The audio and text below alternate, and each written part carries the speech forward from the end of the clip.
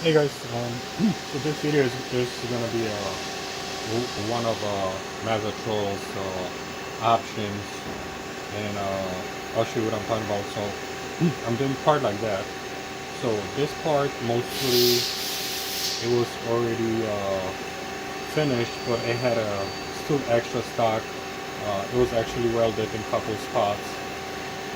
So when you turn when you turn part like that, and most of the material was removed, obviously you don't want to give it.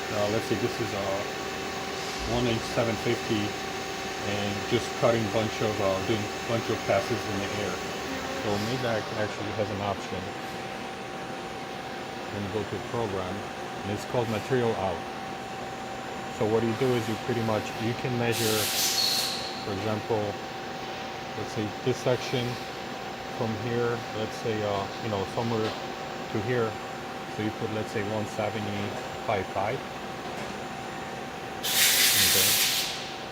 And when you go to trace, shape, tab, erase, this is your material out. Let's say when you do a part, this just drew your part, and this is how your machine acts.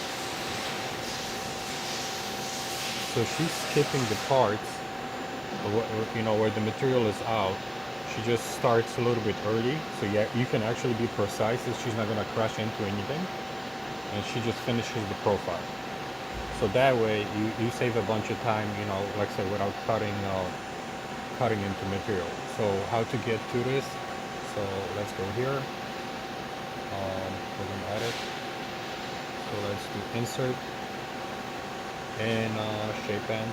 So you can do lines, tapers, radiuses, just like any other part. Or to add another one, so let's say you can have a material out, and then also on internal bore, you can program it too. So on the bottom where you have point, face, turning, and such, you have these triple arrows. Press here. Then you have a workpiece shape, and then you do material, and you have option in and out. So same thing, whatever you put over here, you can do multiple outs, you can do multiple ins, and then pile up a bunch of units on top of that, and whatever the material is gonna tell the machine that it's out, it's just gonna ignore it, knows the material is not there. So this is good for casting jobs, or sometimes when you rough a job, go for stress relief and such, come back. So you just do material out and material in, whatever, and it's just gonna, like I said, it's gonna bypass the material and do more cutting and less air cutting. Another option. So let me remove this. If you have a situation like that, is when you do insert, okay, shape, turning, bar, and then there was an option copy. So let's say you have out, face, and all. So what copy does is, for example, let's say this is normally a part. What copy does, it cuts like this, and closer. So you do regular lines, tapers, and whatnot.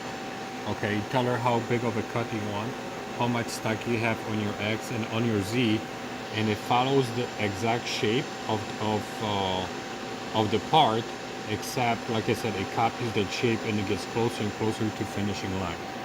So this is what copy is, and it's same thing. You have regular options just like out, in, face, back, and such.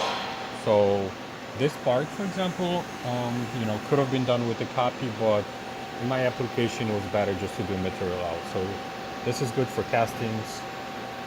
Sometimes when let's say somebody messes up, or you have some welded parts, then this is what you use. All right, thank you.